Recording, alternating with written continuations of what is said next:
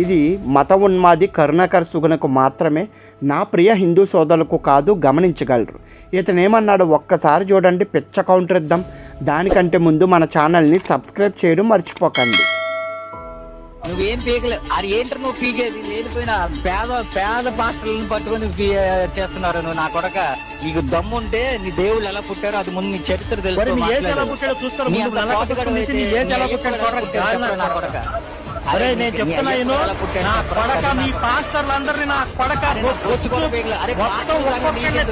భారతదేశంలో ఒక్క చర్చి కూడా ఉండడం నా కొడక, భారతదేశంలో ఒక్క చర్చి కూడా ఉండడం నా కొడక.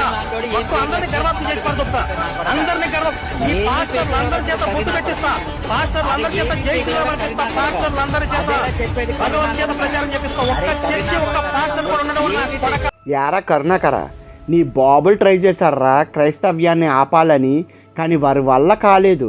హిట్లర్ తెలుసు కదా, యూదులను ఓచకోత కోశాడు, అయినా క్రైస్తవ్యం ఆగలేదు.